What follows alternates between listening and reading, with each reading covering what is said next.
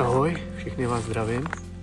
Dneškem mi začala zahraniční 10denní výprava. Dnešek byl náročný, musel jsem si najít první místo, objel jsem jezero, přemýšlel jsem, kde by bylo vhodné si sednout. Pak jsem teda stavil tábor, klasicky, jak to všichni znáte, rozvážel pruty. S místama jsem spokojený s výběrem, myslím si, že by to mohlo i vyjet, tak uvidíme. No a já si teď půjdu dělat jídlo a třeba zítra si řekneme něco o krmení, nebo mezi tím přijde třeba i nějaký kapr. Tak se zatím mějte a brzo na viděnou.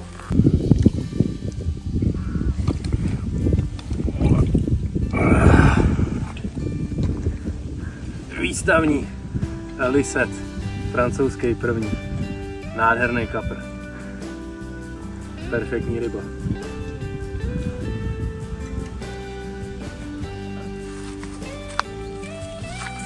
Takže jak jsem slíbil, dneska si řekneme něco o tom krmení, co tady používám sebou. Vzal jsem si 2 druhy bojlízů, několik druhů plovek, ať to jsou jahodové plovky, kopexový, ananas, moruše, squid octopus. A bojlíz tady mám Red Salmon, ten už jsem si nabůstroval v Salmon Boostru, parádní, hezky zhnědnou ty kule, nádherně to voní prostě po lososovi. A druhou věc tady mám Natural Squid, moje oblíbená příchuť na veliký ryby.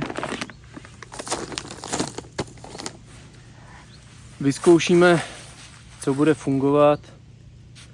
Mám to tam pár hodin, už se mi povedl i pěkný kapr, vlastně 4.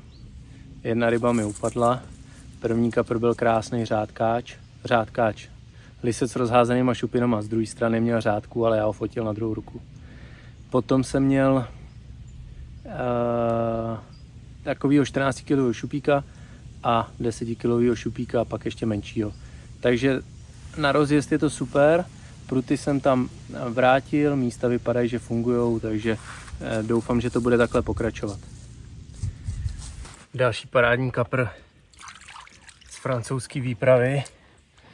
Je to už v pořadí 4. ryba, 1 ryba mi spadla. A je to zatím největší kapr, necelých 19 kg. Nádherný lisec. Parádní kapr. Dělá mi radost, před ním jeden kapr spadl a tenhle ten to napravil. Nádhera. Nejvíc mi funguje na téhle výpravě zatím Red Salmon a dávám k němu plovku z kopexu anebo ananas. Asi ty žlutý plovky jim chutnají ve Francii, protože je to zatím nejúspěšnější kombinace. Tak já ho dopustit a snad přijde další takovýhle krásný zvíře. Nádherný francouzský tank. Moc se mu to nelíbí. Budeme ho pustit.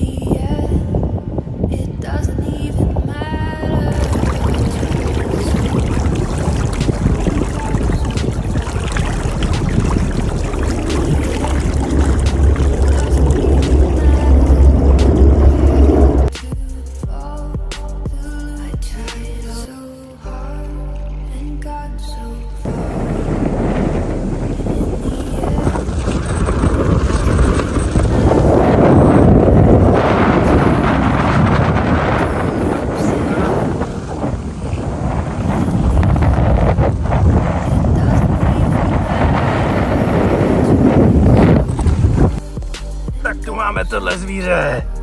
26 kg. Natural squid. S plovkou Scopex. Nádherná ryba, já už ji nemůžu udržet, takže ho půjdeme pustit. Je to fakt brutál. To je tank.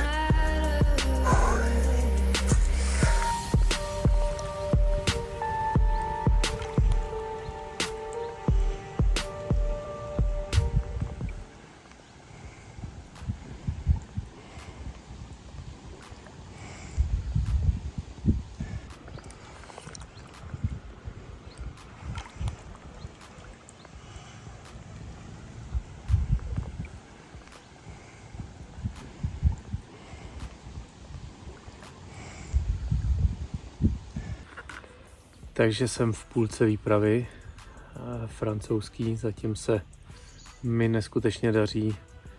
Chytám nádherné ryby od 12 kg až do 26, s tím, že hodně ryb mám 18, 19, 19,5 a brutálního lisce 26 kg. Na tuhle výpravu jsem si vzal s sebou red salmona 20 a 24 a natural squid. S tím, že jsem měl nějakou představu, jak budu chytat. Chtěl jsem chytat 2 pruty na tygřák, 2 pruty na boilies. Nakonec chytám oba 2 pruty na boilies a víc záběrů mi přinesl momentálně red salmon, ale dával jsem ho taky na všechny pruty, protože mi přišlo, že ho ty ryby chtějí. Fungovalo k tomu perfektně žlutá plovka, ať už ananas nebo Scopex. Červená plovka mi k tomu nešla tolik, i když ji mám vyzkoušenou. A nakonec jsem přendal na 2 pruty ještě natural squid, protože mám vyzkoušený, že to opakovaně prostě přijímají ty velké ryby. Je na to nachytaných kvanta prostě kaprů přes 20-25 kg. Prostě to ty ryby mají rádi, sbírají to. Tady tu nástrahu a zase se to potvrdilo a zase mi to vzala ryba, která měla 26 kg, prostě brutální lisec, který mi udělal jako obrovskou radost. Už i kvůli tomu, že zase mi zafungovala ta taktika, ještě jsem to tady říkal parťákovi na břehu, že tam dám natural squid a že to prostě vezme velká ryba a bylo to na dobrém místě, dobře položený. Ten kapr tam byl a nemohl si pomoct, prostě to šluknul. A já mám skvělý zážitky z toho. Čeká mě ještě pár nocí, myslím, že 4. Určitě se nám ještě něco povede, protože to bere parádně, změnilo se počasí, ochladilo se, začalo foukat, začalo pršet, ty zdolávačky na volné vodě jsou brutální v těch vlnách.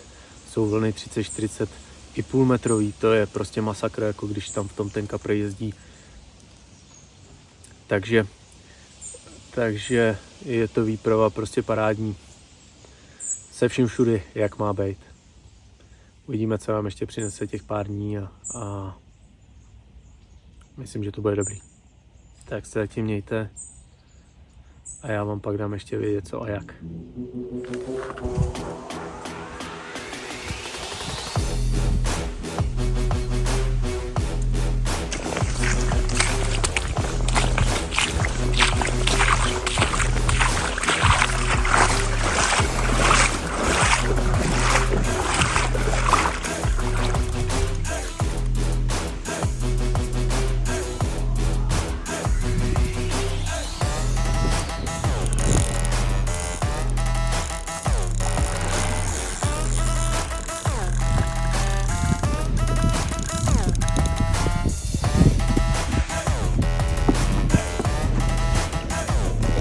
Nádherný velký kapr. Krásný. Jedna vyvážím to zase.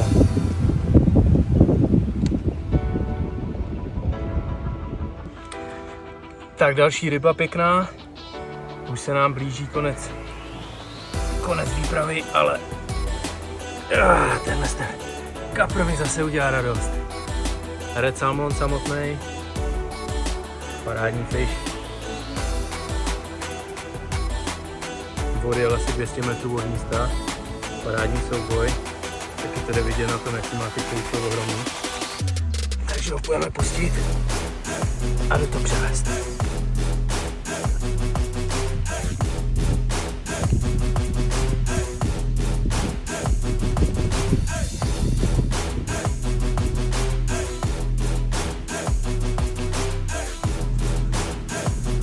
Tak nejspíš poslední rozlučkový kapr. Nádherná stavba těla. Krásný lisec. Takovou skurvenou hubu, takový papoušek tady. Šluknul 2x20 red salmon. Zas a znovu. Tak, já ho půjdu pustit. Čeká nás poslední noc. Je hezký, kurva.